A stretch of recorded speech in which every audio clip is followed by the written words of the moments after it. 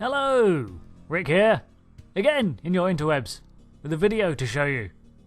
I made a thing. Watch it, please. Throughout the earliest episodes of the Agents of Yesterday's storyline, you take control of a Pioneer-class starship. A design not seen before in Star Trek, but in my opinion a design that fits very well with the 23rd century aesthetic, a time that was relatively devoid of variety in the primary canon. So I thought I'd look into the background of this vessel. Not my usual sort of video, I know, but the design grew on me until I just couldn't leave it alone. But there's actually very little to go on in terms of lore, so I've had to make some speculations based on what little we do have.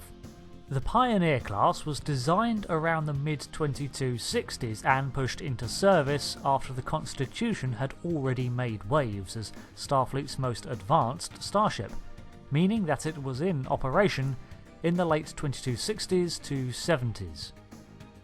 There was a mention of a USS Pioneer in the TOS episode Where No Man's Gone Before, but we never saw it. If it follows Starfleet tradition, then this would have been the prototype vessel, the NX for the Pioneer line, which looks like it began with the numbers NCC 1500.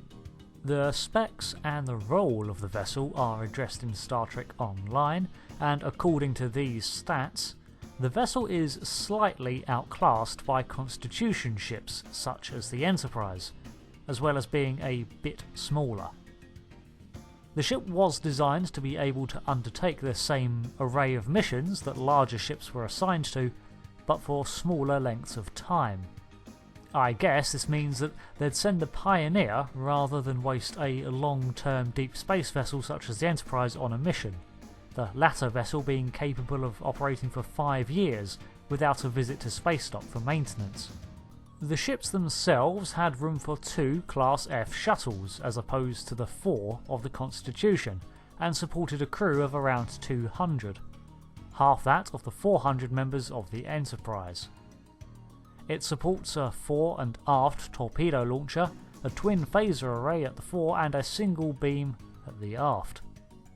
Its maximum speed, however, seems to be around warp 6, suggesting a much weaker warp core, especially for the time, and it was actually less manoeuvrable.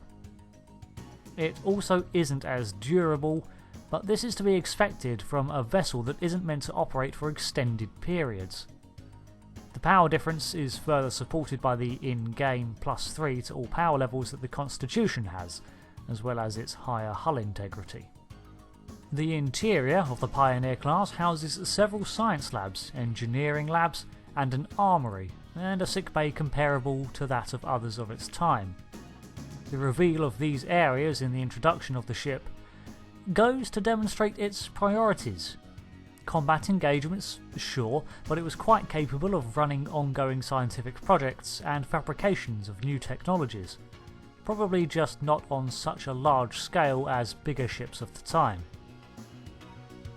I do keep comparing it to the Constitution class, but the design of the vessel is very similar, and that's not an accident.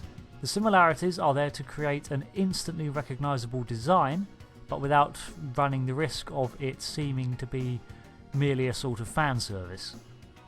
Also, it aligns to canon, as the Constitution vessels always numbered around a dozen, and simply creating another one in this distinguished line could cause problems. The nacelles of the Pioneer are almost identical to those of the Constitution, but with the Cage-era antennae things on the front. Perhaps this suggests that the nacelles are of a much older design, helping to explain the slower warp velocities. The deflector dish appears to be the same too, which matches the shield strength of the two ships, at least. The amount of windows, the colour scheme, and the individual components, such as the pylons, are very similar too, all to recreate the iconic style of the 2260s.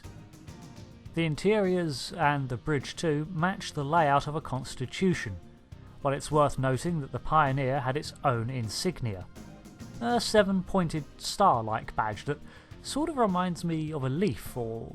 oh wait, let's wrap this one up. Vessels of this class include the USS Myrmidon, a vessel assigned to patrol the sector of space around Station K-13 under Captain Doherty, the aforementioned USS Pioneer, and several unknown vessels that take part in a Klingon confrontation at Caleb 4.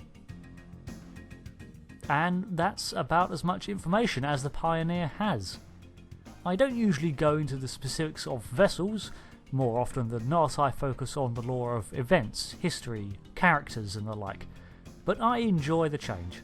Plus it pertains to my Star Trek Online story series, and if you've played it, then probably yours too.